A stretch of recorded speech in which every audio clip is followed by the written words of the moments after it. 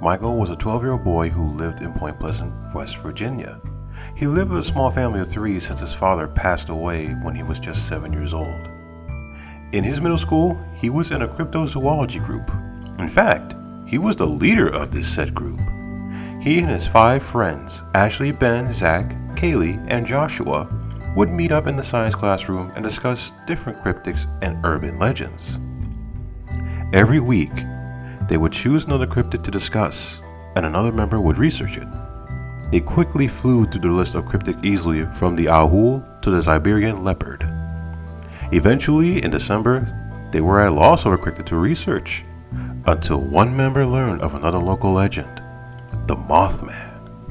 He told everything that he knew about him, and one by one, this cryptid grew on them. They argued over who would do the study, when Michael, being the leader, announced that everybody would do it, as the cryptozoology's final cryptid. He read everything he could about the Mothman, and though reading and witness reports, found a possible hideout for it. Using all the group's funds, they convinced the principal to give them a field trip to the West Virginia Ordnance Work and abandoned World War II TNT factory. The bus driver drove 7 miles away from Point Pleasant and told them to come back if anything went wrong and to stay together. The 6 kids jumped off the bus and slowly walked towards the first building of the Ordnance Works. Along the way, each kid muttered to each other about how the air smelled like smoke and how freezing it was. Michael was the most excited. This was going to be amazing.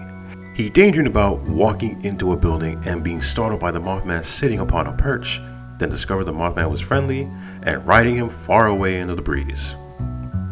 He smiled at the thought, but was interrupted when he saw the door. He nearly squealed with excitement as he opened the door and held it for the friends to come through. They crept through the doorway, with the shoes making dragging sounds against the dirty vinyl floor, and came to a stop once they were all inside. Michael let go of the door and walked forward in silence. Everybody jumped when the door made a loud echoing slam that seemed to echo for hours. The building was dirty inside, with brick walls, broken machines here and there, and one shattered window, which was the only source of light in the dimly lit building. They stood there in silence for a second, before Michael broke the silence by stepping forward. He looked back to his friends, and they followed his lead and came forward. They walked through the large main room, dragging their feet as they walked. Ashley glanced out of the window and saw what looked like a raven or a crow caw, then flew away. She sighed, letting the loud of warm air coming out of her mouth, and looked ahead. Michael opened the door for them to go through, on top of a set of rusty stairs, though Joshua insisted that they would go to the other door, just underneath the stairs.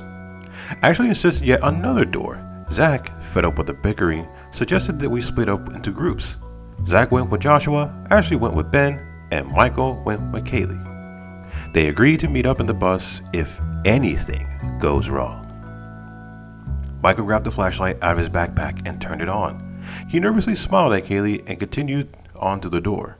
He opened it and closed it as he started, which again made an echoing slam.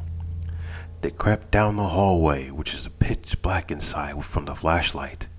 They felt unease as they couldn't see anything 4 feet away from them. So, how are you holding up, Kaylee? He asked to lighten the mood a bit. Fine, but something's off. What do you mean? I mean... She was cut off by the sound of the door slamming. They quickly spun around and heard slow, scraping steps coming closer. They stared in horror and silence as the steps became louder and louder.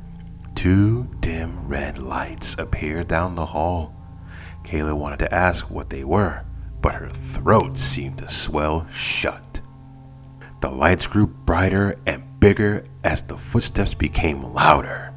Michael felt a chill run down his spine, and he stepped backwards nervously. There was one last step, then they stopped. The 2 large red eyes seemed to glow. Michael's arm twitched as he slowly raised the flashlight to the lights. It shone to reveal a humanoid creature with glossy feathers. Its feet were scaly and green with long black talons that seemed to dig into the ground.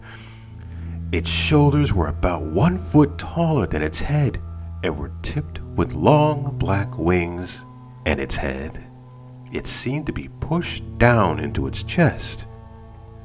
And it had 2 large red eyes, as big as dinner plates with no pupils and no light, yet they seemed to glow.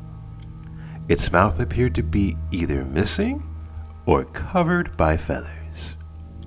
The 2 children stared at the creature, too scared to move. The creature stood there motionless and expressionless. Michael attempted to whisper "run" to Kayla, but it all came out with a loud squeak.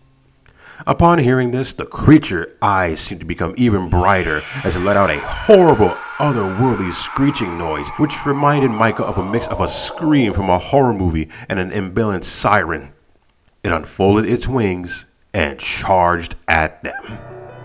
Michael screamed for Kayla to run, grabbing her hand to even try to get her to run, but Kayla wouldn't budge. Her face was stuck in an expression of sheer terror, and she was staring at the creature in the eyes. Michael tugged and tugged at her arm, but she wouldn't budge. The creature was practically on top of them, so Michael sighed and let her go. He ran down the hall, gasping for breath. He heard a short scream lasting only for a second, then heard nothing. The creature's eyes shone through the darkness and turned towards him. He screamed and sprinted down the hall. Thoughts raced through his head about what would happen if he were caught and how he would escape. He looked around desperately for an exit or hiding place, but to no avail. He glanced behind him and saw it gaining on him, and fast. He felt his stomach turn. A sweat rolled down his face. He turned towards again and tried running faster. As he ran, he saw a door on the side of the hallway. Michael gasped and ran ahead. He stopped at it quickly. Locked. He looked to his left and saw the eyes getting closer and closer. He screamed again and frankly turned the knob back and forth. The door opened. He ran inside and he left the door slightly ajar. He backed away behind the table of the room and prayed it wouldn't find him. He heard the scraping footsteps again, then heard them slow. He held his hand over his mouth so it couldn't hear him breathe. He was so terrified that tears rolled down his face. Through the blur of his tears, he saw there was a hand mirror in the room. So he held it up to see behind him so that he didn't have to move.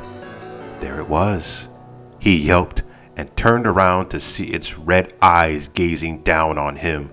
He screamed, "No!" as the silent creature leapt over the table at him.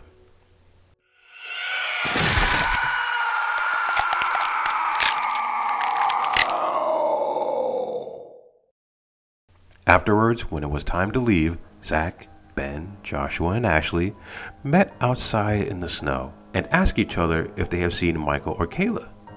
Nobody had, so they sighed, puffed out clouds of warm air, and kicked their feet off the ground. They were interrupted by a sudden ominous screech. They stopped sighing and turned to look at the building. The creature flew out of the shattered window. As it flew, it twitched and withered and fell and rose. It flew as though it were broken. It flew directly over the kids' heads, but something fell off as it flew by and landed on Ashley's hand. It was a drop of blood.